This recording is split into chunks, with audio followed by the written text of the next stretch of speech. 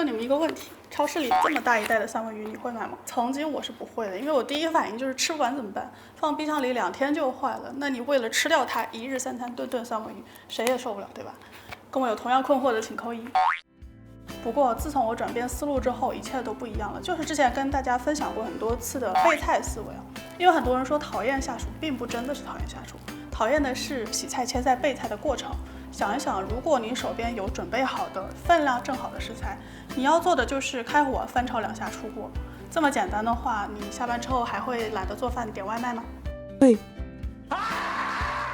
回到三文鱼，我会先把它分切成小块，一次能吃多大就切多大，加点喜欢的调料腌制。我一般有3种腌制方法，第一种是最基础的盐、糖、清酒、葱、姜。第二种，先用盐和酒给鱼出水，然后加了百味噌、酒酿挤出的汁、清酒和糖调成的日式味噌酱。第三种，主要是酱油和蜂蜜，然后冷冻保存，可以装保鲜密实袋，挤出空气丢进冷冻，可以用保鲜盒扣紧丢进冷冻，可以抽真空丢进冷冻。用保鲜袋、保鲜盒呢，可以保证冷冻1个月，口感都几乎没有损失。抽真空呢，保鲜期可以到3个月都没问题。到哪天想吃了，取出来解冻，可以提前1晚从冷冻转移到冷藏，这样解冻后跟新鲜的没什么两样。也可以泡在冷水里，这样解冻的非常快速，适合下班回家临时想吃的情况。现在备菜都备好了，真正做菜的过程非常简单了，我觉得应该不需要我教，你们都会了吧？准备洋葱丁、葱花、蘑菇丁，解冻好的盐葱渍三文鱼切丁煎熟。起油锅炒香鸡蛋、洋葱、蘑菇、米饭、豌豆、三文鱼，随便翻炒一下，加点盐、葱花、白胡椒，营养丰富的三文鱼炒饭完成。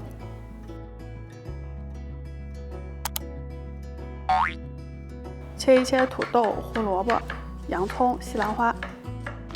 这个三文鱼我已经解冻好了，切成1口大小就行了。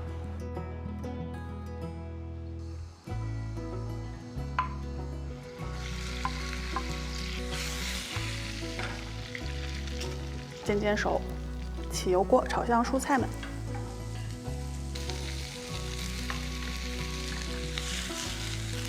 加水，魔芋丝炖煮一下，加入白酱。白酱也是一个可以提前备好、冷冻保存的食用酱料。我懒得再拍一遍了，还不会的看这里吧。下蘑菇，炖的差不多了，再加西兰花、三文鱼，加点盐，最后撒点胡椒就好了，可以出锅了。咕嘟咕嘟带着奶香的三文鱼奶油炖菜，很适合当成温暖治愈的1人份晚餐。味噌渍三文鱼吃起来是最简单的，这个就简单了哦，什么配菜也不用加，直接烤就行了。解冻后，表面多余的酱汁擦干净。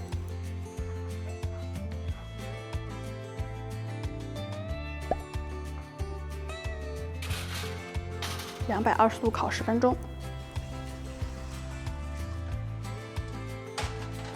香喷喷的三文鱼细筋烧就做好了，当下酒菜一起爆。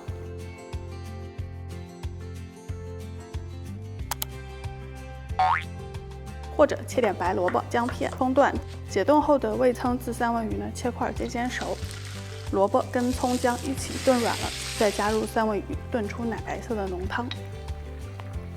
尝尝味道，应该是有非常浓郁的萝卜的清甜味。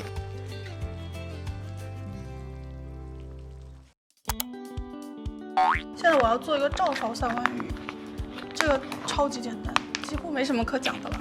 也是解冻完之后呢，把它要先吸干一下，我们之前有酱油在里头嘛。袋子里多余的汁就不需要了。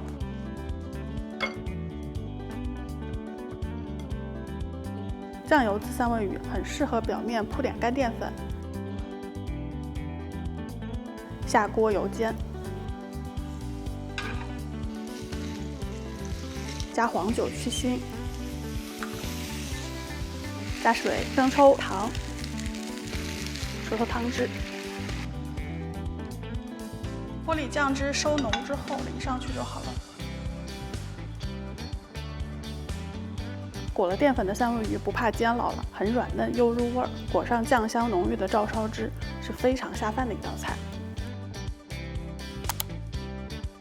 还有个特别简单的吃法呢，是跟洋葱、迷你胡萝卜、芦笋、蟹味菇、盐、黑胡椒一起用烘焙纸包裹住。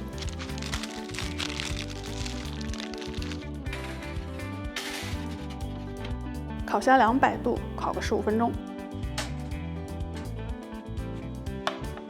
烤好了，打开看看。这样密闭的半蒸半烤的方式，能把三文鱼和配菜的鲜甜全部锁在纸包里。那今天这6种三文鱼的打开方式，不知道大家会喜欢哪一种呢？其实今天主要分享的是一种思路啊，就是你提前给它做好一些准备之后呢，再用来做菜都会非常的方便和快捷。希望今天的节目对大家有一点帮助吧。喜欢我的节目或者喜欢我本人呢，不要忘记点赞、订阅、关注、评论、转发、投硬币，一键3连。